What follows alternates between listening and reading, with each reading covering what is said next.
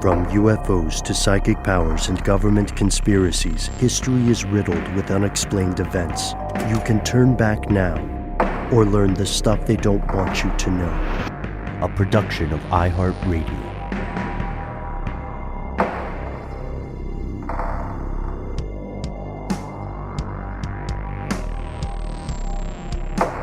Hello, welcome back to the show. My name is Matt. Our colleague Noel is still on an adventure, but he will be returning shortly, we assure you. They call me Ben. We're joined, as always, with our super producer, Paul Mission Control Decant. Most importantly, you are here, and that makes this the stuff they don't want you to know. This is the second part of a two-part episode we are doing on conspiracies involving unions, involving the people who love unions and the people who historically and in the present day oppose them. In our previous episode, we took a brief look at the apparently controversial history of labor unions, and it turns out that organized collective bargaining, however you feel about it, has become controversial in the U.S. due in no small part to concerted, very well conducted and orchestrated, very well funded propaganda campaigns. Bernays would be so proud, Matt. I think he would give those campaigns if he didn't see 4 out of 5 doctors. Yes, he would give them a 4 out of 5 doctors. Don't you always wonder, who's the 10th dentist? Who's the 10th dentist in all those things who was like, no way, this toothpaste is garbage? It's a good question. Well, see, and that dentist probably got paid by the campaign to say they didn't like it just to make it seem more credible. Because if it was all the dentists, it would be like, are you sure? Yeah. I can believe 9 out of 10. Right. That's how you rig an election. You know what I mean? You can't have 110% of the people voting for the same candidate. But yeah, we are talking about propaganda, and this can be a bit of a touchy subject, but that's the nature of this show. This can be a bit of a third rail sometimes for mass media.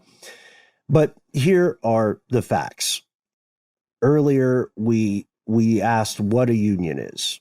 Usually when people talk about unions, they're not talking about necessarily like marriage or some other kind of civil union. They're talking about labor unions. They're talking about a bunch of colleagues in a given industry or, a given category of industry who get together and fight for things that a lot of people take for granted nowadays, like an 8-hour workday or a weekend. We answered this question in the previous episode, but in answering this, we largely focused on the objective origin of unions. And to be absolutely fair, we need to address the imperfections that unions will inevitably encounter, like any other large collection of humans. Folks, fellow conspiracy realists, we don't care if you're talking about something like Congress, if you're talking about something like Davos, or you're talking about something like, a religious organization. You get enough people together working on something and they're going to conspire. So we want to kind of open this episode by talking a little bit about those imperfections of unions, because they are human-made and because of their potential to influence large-scale events. There is always going to be room for crime and corruption. And, Matt, it's weird, like you and I growing up in the U.S. in this iteration, when did you hear about unions? Was it ever big news? Well, it was my mother, and I have a feeling you maybe learned about it in the same way through a teachers' union, which was a very common thing, at least I think when we were growing up, and still is today a very common thing, teachers' unions within the United States. Well, at least that's how I learned about them. What about you, Ben? I always well, we come from different places, right? Like I'm familiar with the idea of teachers unions, but back in the day, not back in the old days, like not pre-United States, but back in the day in the United States, about 1/3 of the entirety of this country's workforce in the private sector was unionized. The unions represented in one way or another the vast majority of employees in auto manufacturing and the steel industry, all the mission critical stuff like truckers, construction, food processing. And the U.S. at this point seemed pretty well on the way to a new sort of guild system, just like the guilds in Europe that led to corruption and inequality, that led to, the journeyman class creating the predecessor of the union. It's very strange to think about it in big picture. And it might be difficult for a lot of us to imagine this today, but not very long ago at all, union leaders were a big, big deal. They were like international figures. They were asked about things on the news. They weighed in the same way that pundits, qualified or unqualified, will weigh in on, your Fox News or your CNN or what have you today. There are folks like George Meany, Walter Reuther, Jimmy Hoffa is probably the most well-known today because he disappeared. I think we're legally obligated to say he disappeared. About 7 years after his disappearance, he's declared legally dead. Anyway, we'll get to that in a second. Remember the show The Wire? They have this great expression whenever they want to get something done outside of the official business, when they need a favor, they talk about having suction, right? And the union leaders, for a long time, they had a lot of suction. They had a lot of influence. They had considerable economic and political influence. And this started to worry the people at the top of the business community and, the people that the business community owns in large part, Congress. Yeah, exactly. And if you think, this is the way I imagine it, Ben, tell me what you think about this, but I imagine that an individual corporation, especially one that is publicly traded, who is at its heart attempting to make profits for its shareholders, the people that own stock in the corporation, and the board members who run that corporation, right? And I imagine that they feel squeezed often, or that the profits for that company and their ability to do their jobs is squeezed by two things. And maybe there's a lot more, factors here, but in my mind, it's government regulation on whatever industry it is that they're functioning within, and potentially labor unions, or unions that are there, as we mentioned in the last episode, they're cogs that are required. They're human cogs, perhaps as they see them, that are needed to create the product on which they profit. And I imagine that those two things together, you want to alleviate one or the other, or perhaps both, or there's like a desire perhaps to push back against both of those groups. Yeah, so everybody has, regardless of where you find yourself in life, every human person will typically have multiple folks that are stakeholders or weighing in on your opinion. And it's a thing that starts when humans are in the cradle, and it continues until they expire. And the problem is that for most people, these different stakeholders often have conflicting ideas or conflicting visions about how they want the world to be. Make no mistake, for the majority of Congress, this is not a compliment, it's not a criticism, it is solely an observation. The majority of Congress has several classes of constituents. There is the average voter, and there is also the ownership class, the ones who actually pay for the campaign and do the lobbying and all that jazz. Anyway, Congress got worried about this because the people who pay them through the back door got worried. and in a surprise Shyamalan-esque twist, the U.S. Congress tried to do something about corruption in the world of unions, in the world of labor leadership. If you go back to 1957, you'll find a guy named John L. McClellan. He's a Democratic senator from Arkansas at the time, and he focused on the idea of bribery, fraud, and racketeering in some aspects of the labor movement. This was big news at the time. In 1957, it was an investigation that went on for 2 years, and it was red meat for the press. People loved it. Congress did find some things in their defense. They found corruption in several major labor organizations, and this led folks to call for government intervention in the management of unions. And so there's a crisis going on in 1957 at this time. And Congress is going back and forth. You know, they're like talking with the people who pay them, and then they're like talking to voters, I guess, when it's a good PR opportunity.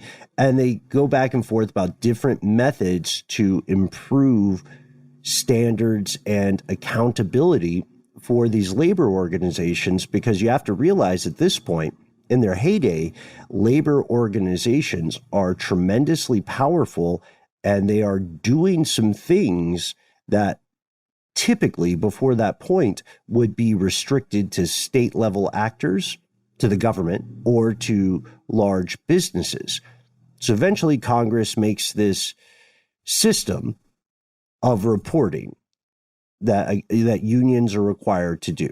And at first, this system is like not super convenient. It's kind of like how, remember we were talking years ago about the Vatican Library, right? And there's this part of the Vatican Library that you can technically browse, but their system is so weird. You don't have a list of what's in that library.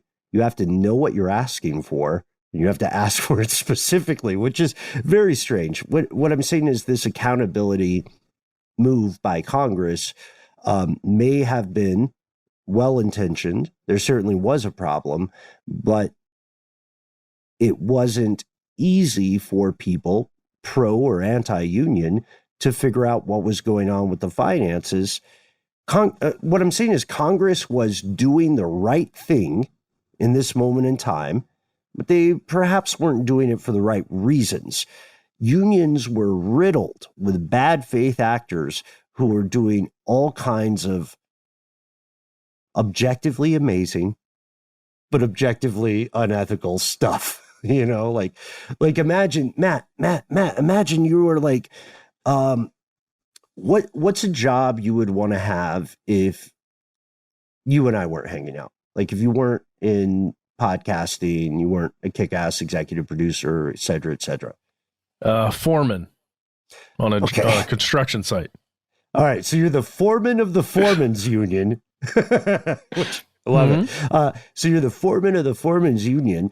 And through that leadership, you can move a great many people in step. You can go do a speech, you can hold a rally, you can send out a newsletter, and you can say, the right guy to be the mayor of Chicago is none other than Paul Mission Control Decant. And then you can make that a voting block, and you can swing an election. Nothing is illegal about that. Is it ethical? Not really, but you can also do other things, right? Especially if you get organized crime involved. Matt, you and I know, and Paul, you know as well, we have a lot of friends who work in the world of production, in film, television, commercials, and so on. And there are a lot of unions in the world of production.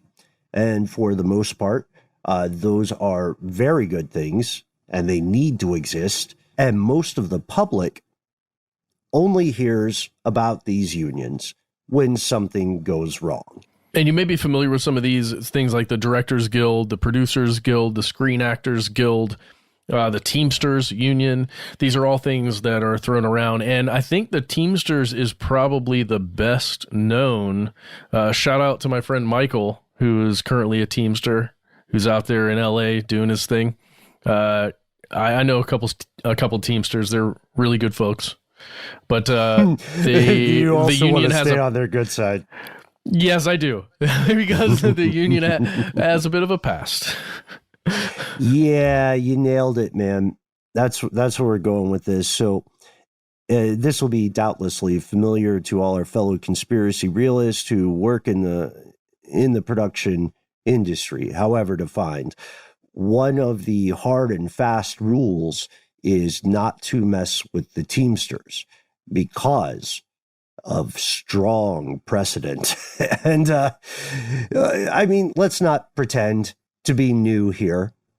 Unions in the United States have in the past been affiliated with organized crime. Of course, not all unions, right? And certainly not all union members, most of whom are just people trying to get ahead in their life, trying to be paid a reasonable wage, spend some time with their kids, make their kids' life better than their life was. Like, that's very understandable. That's the thing all people are into. Not have their life just be one long work day that has a few hours in between where you can sleep and see your children.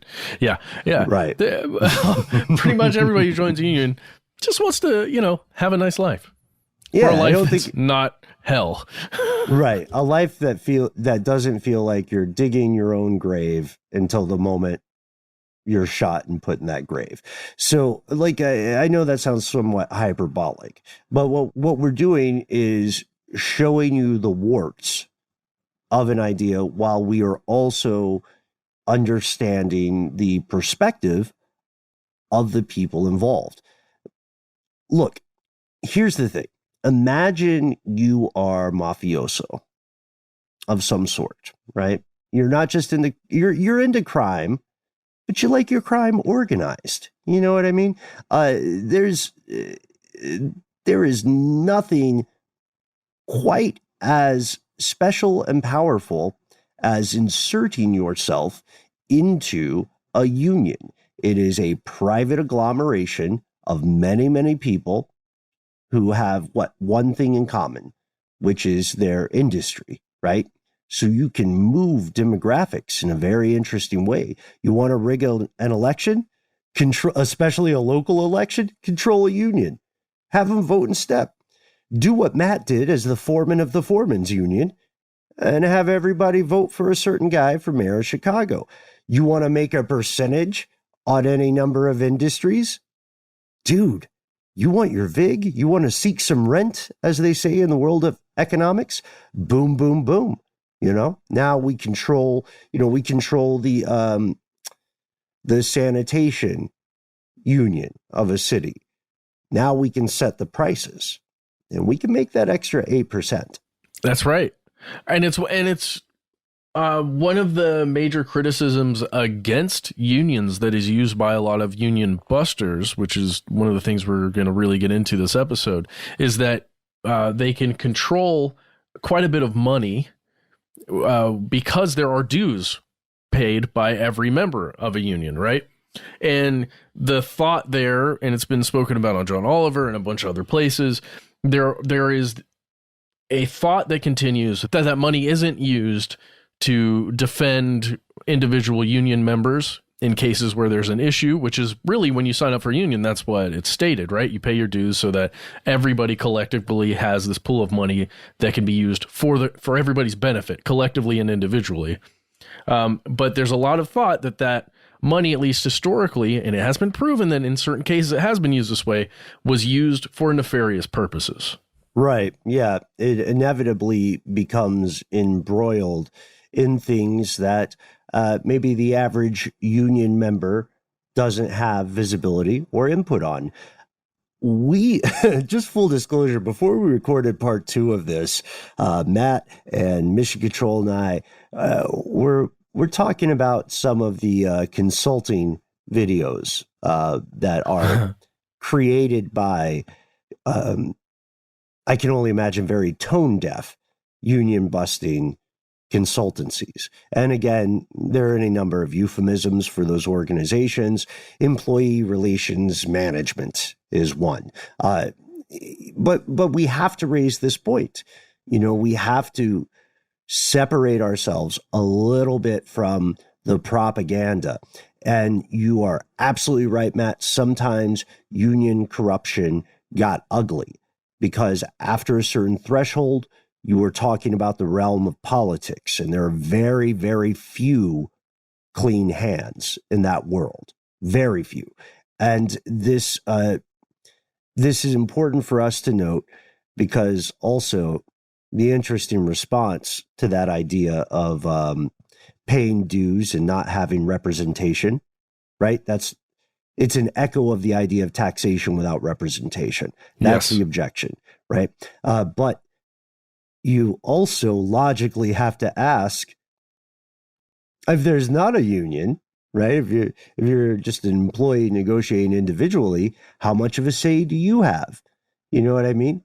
There's like, take controversial political donations or political action committee donations, all this stuff. Like the average person working at a Chick-fil-A drive-thru, which is still known today for its opposition to things like marriage equality, right? Same-sex marriage. Chick-fil-A, super not on board with that. You know who they don't ask before they donate any of that money? They don't ask the kid at the drive-thru. They don't care what that kid thinks.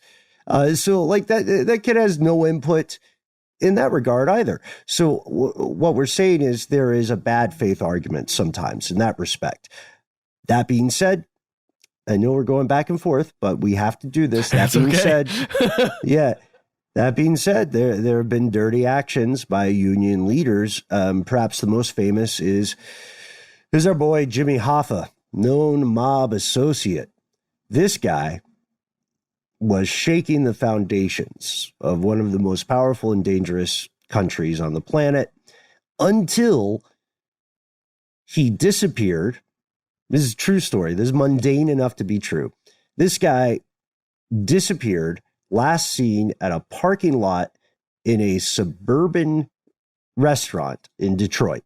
And this was July 30th, 1975. His body has never been found. There's a great deal of speculation about it. As a matter of fact, I think we do a full episode on this one, Matt. 7 years later, a judge declared him legally dead. As we record now in 2022, no one ever got charged with any sort of crime. He could have just gone off the grid. But sometimes people disappear, Ben. Sometimes people just go. Yeah, sometimes they just go. It's more difficult than you might think to get off the grid. We've got an episode on that, I believe. But the thing is, at this point, no one's going to get charged with the likely murder of Jimmy Hoffa. Spoiler. But it's time for us to, assuming we don't get fired for being that honest about this, it's time for us to say, yeah, it might sound like we're crapping on unions a bit. And that's not the case. We're just emphasizing that, like most human organizations, again, these are vulnerable to corruption. It's not a hot take. It's not a new take. It is simply a boring and time-tested and very true take. But at their heart, unlike other organizations, I would argue that unions have always been a noble pursuit. You know, like you Voltron up. Why be one foreman when you can be 10,000? You know, assemble the Avengers of the working class, and together we will pursue basic rights and guarantees. that we could not achieve on our own. And despite all the bad press and despite, yes, genuine cases of corruption, it seems that unions are a very good thing for a great many people. But here's the thing. I don't know. It sounds like communism to me, Ben. Right. Here's the thing. Folks in power know this as well. They're not really chumps in the squad in this conversation. Everybody, we can assume that everybody is a rational actor, and we can assume that they are performing to the top of their intelligence. They just have very different goals. That is why union busting remains an active conspiracy today. We're going to pause for a word from our sponsors, and then we'll dive in.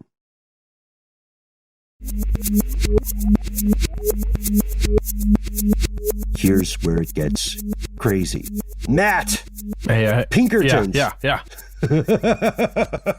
Pinkertons, my favorites. I feel like we would be good Pinkertons. I feel like we could do stuff like that.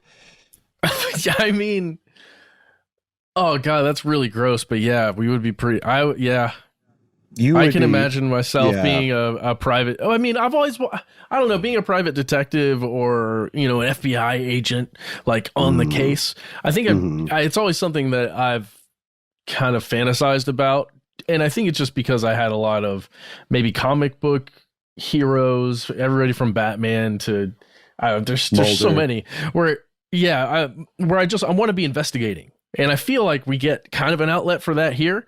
It's not the same as being on the ground and getting my nose into things. Yeah, the thing is, you and I right now can't roll up to, like, we can't roll up on some group of people, shoot someone, and then flash a badge that says, I'm a podcaster. You know what I mean? That we'd have to use the other badges. If we use the word shooting as in like getting a shotgun mic out, and an H6, then yeah, we could roll up on a group of people, shoot, and then say, hey, we're podcasters. Hey, for the record, folks, we do our due diligence. We do have release forms, and that's part of why we ask that you explicitly give us permission to use, whatever nickname you wish or your voice on air. That informed consent is really important to us, and it is not important to a lot of anti-union corporations. No, it is not. Let's just jump right into union busting, Ben. Let's talk about this. This is a practice, a tale as old as time. Specifically, there are union busting efforts happening right now in the past. Let's give it a span of 2-3 years. But right now, actively, there's union busting happening at major corporations. Specifically, you've probably been reading about it occurring at Starbucks right now, Amazon right now. There's stuff Walmart, I think, and even in some school districts in Minnesota with teachers unions. So let's get into all of this.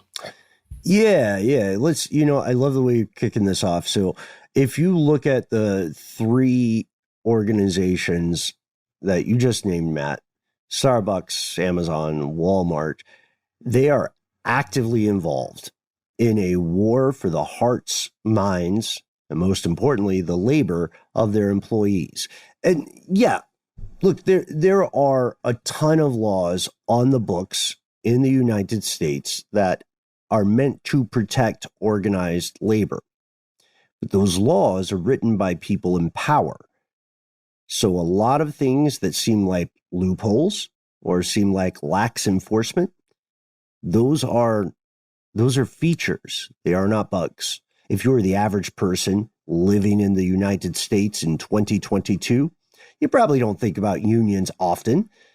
It comes to you as a story in like an abbreviated news clip. It's often going to be biased. It's sometimes a snooze fest. We all sort of collectively fall asleep when we hear a gobbledygook of initials or numbers we don't understand. Like, what is IBEU?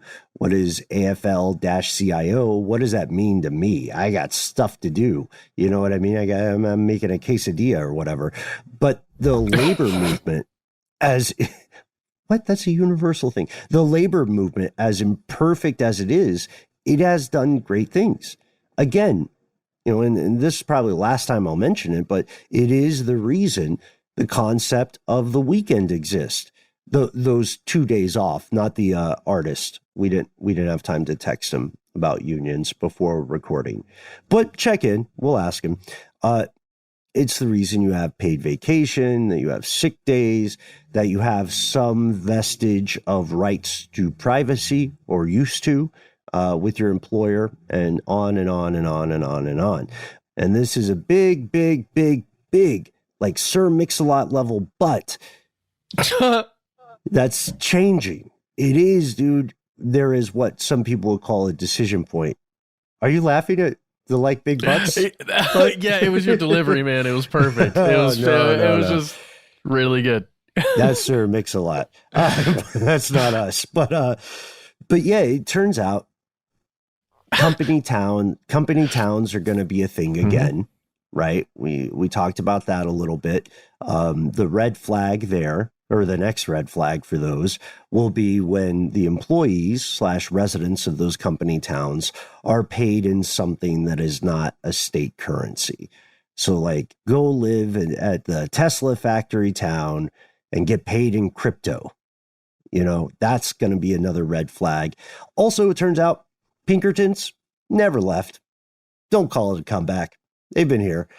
They make a lot of money undermining, by hook or by crook, folks who are conspiring to form unions.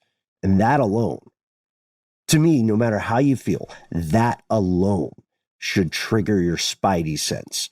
You have to ask yourself at some point, why do people in power spend so much time and so much energy fighting this? The only, if we walk through it, man, the only thing that I can reasonably say is that people in power want to stay in power, and they don't want the proletariat messing with the status quo. You know what I mean? And it's so, yeah. It's weird, but I don't know. What do you think, Matt? Does that make sense? Well, okay. It does make sense. I'm trying to, the whole research portion for me during these episodes has been trying to understand that question. Why are companies so against unions and organized labor within their organizations? And this is what I've come up with. You tell me what you think. I think you're dealing with operations costs for a company. So how much does it cost me to produce one thing that is one unit of the thing that I produce, whether that's a good or a service, right? How much does it cost me as the company to produce that one thing, which then leads to how much that thing costs for the consumer, right?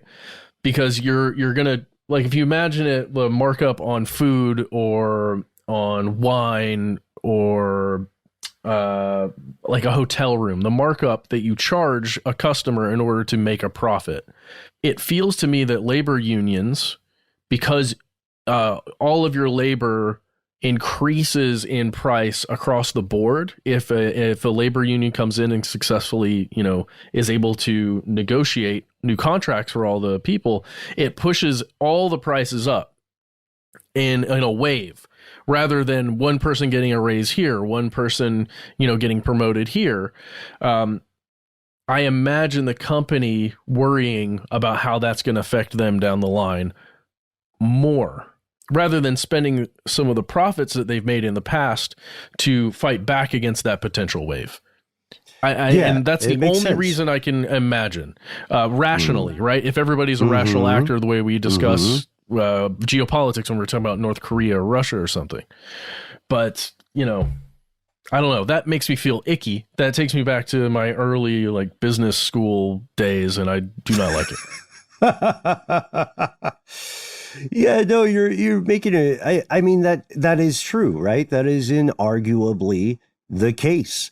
If you think about it that way, if you can understand sort of the calculus of the people involved or the institutions involved, then you can also understand a little bit about why they would be so very tone deaf. And again, this is not a statement for or against unionization. You can read a lot of fantastic scholarship about the history of labor movements. You can read a lot of hilarious writing from various consulting firms. I want to draw your attention to an excellent genre of videos we found on YouTube, which are all just screen rips of very poorly done, very poorly done anti-unionization videos that are paid for by these corporations. We just watched a very, very disappointing one from Walmart that has some pretty racist tinges to it. And also I gotta point out, Matt, when I'm watching these videos, I'm wondering sometimes, like, are these actors themselves in a union? Are they in the Screen Actors Guild? I'm gonna say it was likely a non-SAG operation. I'm just gonna guess. I don't think there's a lot of most favored nations going on there, which is a term that I've had to learn after working with the Screen Actors Guild for quite a while now. Yes, yeah, the most favored status. So we're going to introduce some examples of present union busting activities, and we're going to be objective as possible, and then we're going to maybe freestyle a little bit on the possible future of the great conflict between the owners and the workers. But before we do that, we're going to pause for a word from our sponsor, check whether or not Russia has launched the nukes, and we'll be back.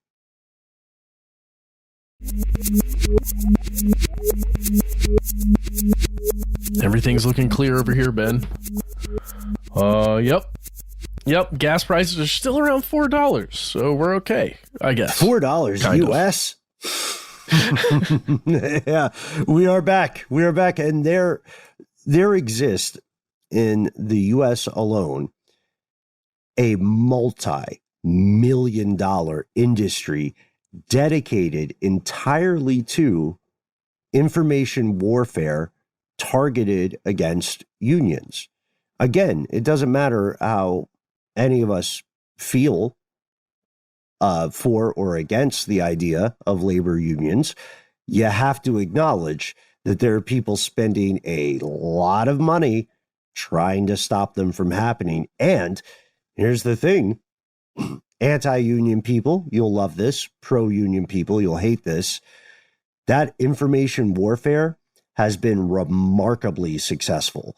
Today, if you look at the overall, look at the United States, look at people who work in the US, you'll see that about a little over 10% of them belong to a union. That is half the rate it was back in 1983, which is longer ago than it sounds, but is recent enough to be disturbing because you see this dramatic decline. Mm-hmm. Well, yeah, and you think about that in contrast to the fact that just under half of the American workers who are not in a union say they would like to be in a union. And remember, that's an individual person that would like to be in a union. And that makes sense, right? About half of the people who are not want to be in one. But when you begin to have those conversations with other people at your workplace, 50% of whom likely, at least statistically, would want to be in a union as well, you're going to find pushback, lots of pushback, because as Ben said, it's organized. The pushback is organized. Right. Yeah. There's not a lot of improvisation in this theater. We talked about it in the past. We've got a lot of our fellow conspiracy realists who wrote in because they worked or are currently working for Amazon. right? And one of the big things that the mainstream media grappled onto, and I know it's like a controversial term to say mainstream media, but we're using the term correctly. One of the things that the media did pay attention to were the human interest stories, not the systemic structural problems that give birth to this conflict, but stories about, a worker at Amazon, an employee at Amazon, having to, being so pressed to make impossible quotas that they had to urinate in bottles because they literally did not have time to walk to a restroom without getting fired. The thing about those human interest stories, and they are human interest stories, and they're stories of injustice. The thing about them is they're true. Amazon was like, haha, no way, Ted. And then they were like, oh, sorry, we said no way. And then later, in a third step, they were like, haha, yes way, Ted. Anyway, think of it this way, says Amazon. Why wouldn't you piss in a Gatorade bottle to help your boss get to space? Kind of. For 11 minutes, priorities. Be a team player. And then they said, party on, Garth. Party on, Wayne. That's really messed up. And here's the deal.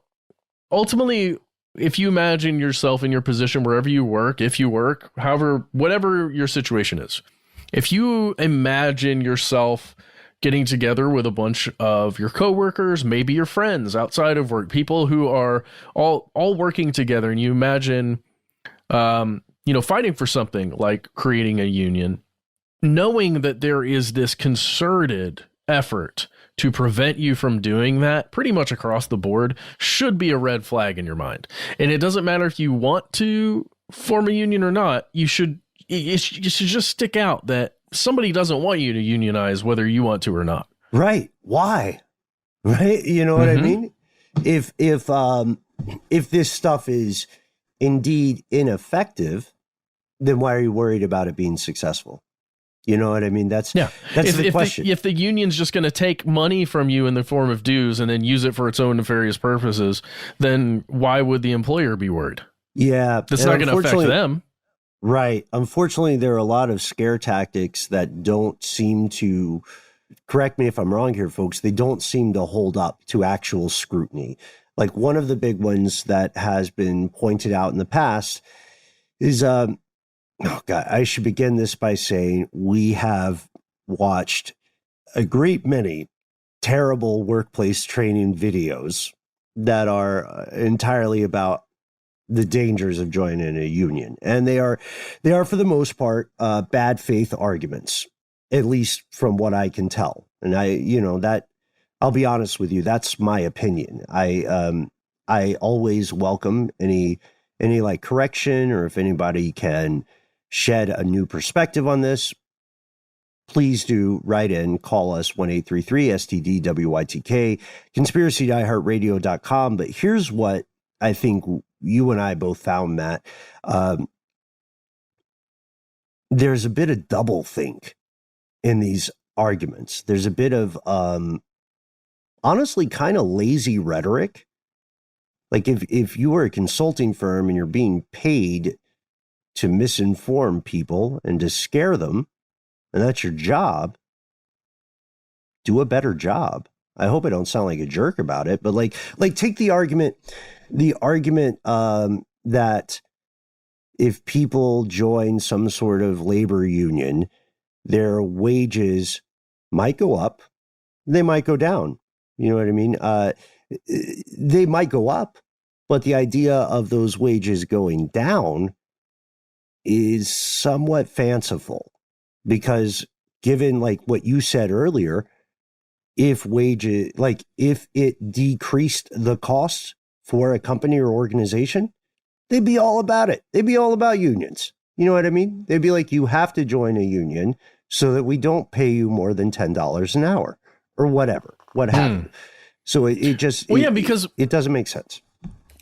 What do you get in a union? What's the primary benefit of having a union? I would say, and I think this is what union organizers would say, it's collective bargaining. So you've got a group that is bargaining with a corporation, a company, someone that sets prices for labor, rather than an individual saying, and maybe an individual saying, I deserve to be paid this much money, or I require to be paid this much money. It's everybody saying, let's negotiate. Let's talk about how much somebody at this level should get paid. And then what happens when they move up a level? What does that pay look like? And let's do it across the board rather than one off for everybody, depending on, whose uncle they know, which is a thing, right? Which is a thing. Nepotism is a thing. Meritocracy is something that groups of humans love to pay lip service to, but they like talking about it a lot more than they like practicing it. Speaking of examples, let's take some real world examples that are happening now. Earlier this March, we're recording on the very first day of April, 2022. This is not an April Fool's Day episode. Earlier this March, some folks working for Amazon in New York City at the largest Amazon warehouse in that area, they started voting on whether or not they wanted to organize and join a union. And as we're recording now, that vote, that tally is still ongoing. There was on the other side, and that one will probably go through. On the other side, well, this is the Staten Island one. No, there's another one in Staten Island, and we have a breaking news update on that one. That is so the biggest one is JFK 8, number 8, and that's still going on. But the Amazon warehouse in nearby Staten Island, which is LDJ 5, is, I think, we got some breaking news on that, right? Yeah, we do. Coming out of CNBC right now, article titled "Amazon Workers on Staten Island Vote for Company's First Unionized Warehouse in the U.S." And it's looking at the vote that just came in. Tally was 2,654 votes in favor of joining the union, 2,131 opposed, and there were 67 challenged ballots, but that's not enough to change, the outcome of that election. So it is, it's decided that it really is Amazon's first unionized warehouse is going to be on Staten Island as of today, Friday, April 1st. Again, not April Fools. Again, not April Fools.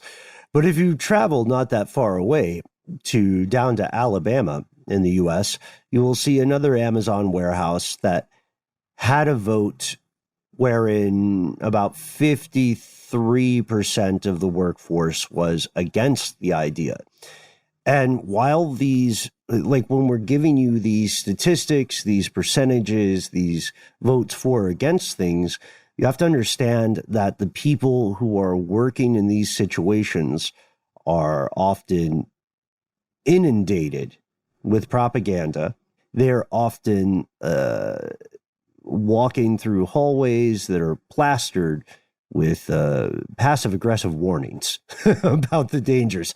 And and while it is legally against the law for a company to fire someone or terminate them in reprisal for organizing, there's nothing to stop them from finding another reason. You know what I mean? Like, your attendance or like your some performance metric, which can be made up and then instituted. Like, this is all about creating a need. Yeah. It's a good reason to keep metrics on your employees, like they're robots or something, right? Amazon. But check this out. We're talking about those anti-union efforts. You can go to Engadget and you can read a story that came out also today, April 1st, 2022, titled "Amazon Spent $4.3 million on Anti-Union Consultants in 2021 Alone. Some were paid $3,200 per day." And you just, again, you look at how much does it cost a company to fight against a union versus what it would actually cost them to pay everyone a living wage and, things like healthcare. Let's get into it. Let's just to interject, Matt, let's become union buster leaders. Let's start a union for union busters. and then let's make it as crooked as possible. Yes. And then make videos. Oh, the videos will get so meta. Oh my God. So good. Oh my gosh. All right. We're going to call Illumination Global Unlimited after this. We got to pull out our Ouija boards, but you're making a great point. There's also the idea of a sunk cost fallacy, which we don't have to get into. Another very likely way people have heard about unionization recently is Starbucks. There are probably like 2 to 53 Starbucks in your town. I'm making up that number. There are a lot, is what we're saying. It was the kind of the first coffee store of its time with that level of reach. 9 of those stores voted to organize a labor union, and as we record now, more than 150 are seeking to do the same thing. And Starbucks has fired some of those organizers. You could say things are reaching a boiling point. This can be seen as a resurgence of sorts, sort of a nascent new labor movement, if you wanted to use the capital letters. However, not everybody's on board with this idea. You can find cases of workers who fear unionization will be an overall negative thing for them. And we're going to be very fair in this regard. First, you have to admit that those workers might be spotlighted by consulting firms, right? You want to have that human face that says, not for me. But also there are categories of concerns that are pretty valid. Number one, fear of reprisal. I might lose my job, or I might stay on as a kind of lame duck career. I won't get those new opportunities. I won't get promoted. I won't get a raise. And then there's, like we mentioned earlier, the idea of extra cost. I have to pay these union dues. We've seen so many ads where it's like, all they do is take a cut of my paycheck and I don't get to decide where it goes or what happens to it, and cats and dogs and raining, pandemonium. Well, it is interesting how that one factors in on an individual level, because it will affect employees differently, because it is a percentage, right? Everybody pays the same percentage, but that percentage is going to get bigger and bigger depending on what your standing is in the company, right? And how much you pay. So it becomes a real thing that you have to take into consideration when you're choosing to join a union or not. So it really is something that everyone has to take into account when they're considering joining a union or not, or at least fighting for it. Mm-hmm. And then there's also, just while we're on this thread, there's also, again, the problem of cyclical history. Guilds started out as a very good thing, right? And guilds were organized labor. Guilds quickly decayed into corruption and oligarchy. And that's not even a ding on guilds. Really, that's a ding on the human species. That's why you see so many revolutionaries, just like the pigs in Animal Farm, become in practice the same thing they originally fought against. It is somebody's got to be in charge, right? Someone's got to be more equal than others, right? So the other concern that people would have about unions is a lack of autonomy. And that's kind of funny, I think, but it's a real concern. This is most often portrayed as an inability to negotiate employment at an individual level. It is the pursuit of happiness sold to people. It is kind of the American dream that you have to support the billionaires because one day you might also be a billionaire. You know what I mean? Don't you want to be cool? You might work your way all the way up that ladder right to the top. But if you let these unions get in here and define what ladders are, I mean, who knows? Mm-hmm. Exactly. It's like, I may not be the brightest crayon in that Crayola box, but it is my God-given right to shoot myself in the foot whenever I please. You know, so like, right? Like, hold my beer, says America. Yeah. Yeah.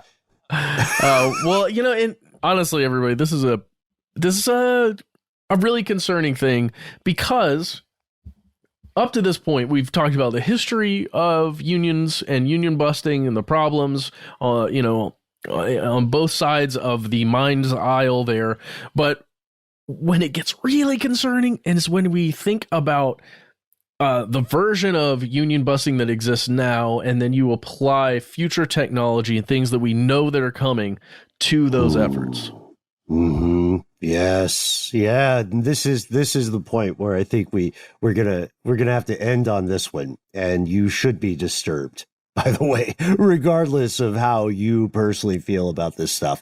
Let's introduce Professor Kim Phillips Fine. Professor Phillips Fine works as a professor of history at New York University, and this professor has a quote that I think stood out to us. Here it is. There is a growing sense that the weakness we have seen in organized labor is the result of social and economic policies that have disproportionately favored the wealthy and corporations, and that is a real problem.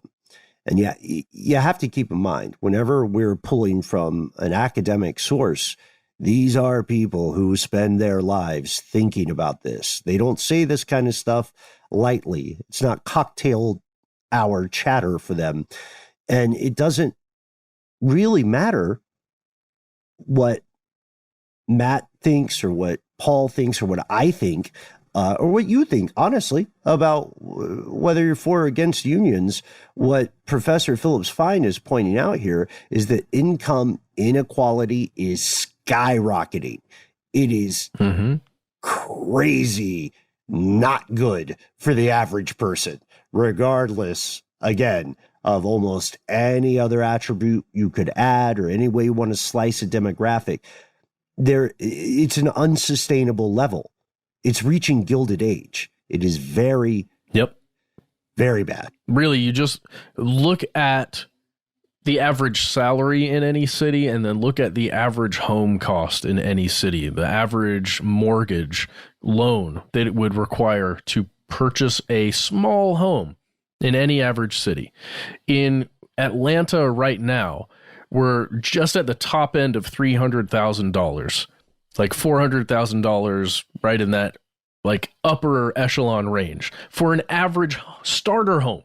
The one that I'm sitting in right now is the starter home that I was able to get after years of saving. I was able to get a giant loan that I'm going to be paying off until God knows when. But like I eked in at a time when I'm not getting paid a lot of money, but I was able to just get it. To get a bank to give me the money to get in here and achieve the American dream. Yeah. It's a full sleeve. And it is just like, there's no way I could do that right now. There's no way in hell I could do that in Atlanta. And Atlanta is one of the better priced places. And when it comes to bigger cities across the planet, not just in the United States. If you look at Canada, it seems to be even worse. I was reading a thing about Toronto the other day. I mean, it's just like those two things together, the average income of an individual and then what it costs for housing, even rent, if you're not owning a home, but you're just trying to pay somebody rent, it's crazy right now. Yeah, agreed. And, the same applies to Australia. Housing costs are out of control. The basic stuff you need to live, not even live well, not even thrive. You know what I mean? Just have some place to put your stuff, right? That has become a pipe dream for a lot of people. And unfortunately, all indications show us that it will continue to worsen until it reaches an inflection point. I brought back inflection point. I thought you would like that. That's for you, Matt. Oh, I do. I love it. I've been waiting. Just waiting. Oh man, I wonder if people ever hear us off air grading our own conversations. It's hilarious. We've gone through so many phases of like language that we're like, okay, we're done with that one. But inflection point will never die. We reached an inflection point about talking about inflection points. That's what happened. So yeah, it's gallows humor. While people can still afford gallows, it's gallows humor. But it is true. Human beings are collectively, regardless of their political perspective, approaching something like neo-feudalism. And feudalism, just to be very clear about this, sucks for the majority of people. It's super awesome for like 2% of people, and it's absolutely terrible for everybody else. And the people who want neo-feudalism don't care. They don't care. Yeah. They think it's awesome. And from their perspective, it's rational. Oh, absolutely. If you're in that 2%, you could just stand right up at an award ceremony, walk on stage, slap the shit out of somebody, and everything would be fine. I did not see that one coming, Matt. Okay. Well done. Sorry. All right. I'm sorry. No, Look, yeah. if we don't put it into our show right now, nobody will ever remember because it's going to go away very soon. True. We said something. True. It's very, very Chris true. Rock. Chris Rock is one of my heroes. Okay. But so is Will Smith. This sucks. All right. Well, it's evident that inequality is sort of part of the war on the working class. It's evident in the increasing difficulty of entering the ownership class. It's evident in the increasing control of media, the increasing partisanship of media. It's evident in the successful institution of various laws and policies that victimize the people at the bottom of this crazy pyramid scheme that is American society. And the future of union busting is a future of surveillance. It is one of profiling and curtailing movements before they begin. We started early with the Pinkertons, and let's end with them. You know what they're into nowadays? Spoiler alert: machine learning, writing algorithms, identifying you before you become the person who says, hey, why do we keep losing our hands in the lumber mill? You know what I mean? Like, this is true stuff. This is important. And I think for us, we're going a little long on this, but for us, the most important part of this, the mission critical thing, is to understand that if you are listening, the onus is on you to figure out these issues, and you have to pay careful attention to the motivations, the ulterior motives, I should say, of the people who are talking to you as though they have it all figured out. You have to question everything. And the first question you should ask when you hear something like that is why? Well, right? Be a 4-year-old. And seriously, yeah. We should all live that way. But why though? But why? So that's the thing. If you just look at the way the chess pieces are arranged, then you can learn quite a bit about the motivations for very anti-union people and the motivations for very pro-union people and the conspiracies involved, because there really are conspiracies involved. These are not theories, and we cannot wait to hear from you. Thank you, as always, so much for tuning in. What's your take? Unions, for them, against them? What are some of your favorite union conspiracies? If you are listening to this and you happen to be Jimmy Hoffa and you are in fact alive, drop us a line. We try to be easy to find on the internet. Facebook, here's where it gets crazy. Twitter, Instagram, YouTube. If you're not into social media, we have a book coming out, hopefully, if we don't get fired for this episode. And if you don't like books and if you don't like social media, we get it. That's why we have a phone number just for you. That's right. Use your phone to dial 1-833-STDWYTK. It's a voicemail service. You will hear Ben's voice. Then you can add yours to the mix. You have 3 minutes. Please give yourself a cool nickname. Let us know if we can use your voice and message on the air. And then there you go. Anything you want to say. Suggestions, things we've directly asked about. We want to hear from you. Jokes? You got jokes? We'll take them. We love them. We need them. Please. Gets dark around here pretty quickly and pretty often, so anything to lighten the mood would be great. If you don't want to do any of that stuff, but you still have stuff to say, and maybe you've got stuff that won't fit into a 3-minute voicemail message, why not instead send us a good old-fashioned email? We are conspiracy@iHeartRadio.com.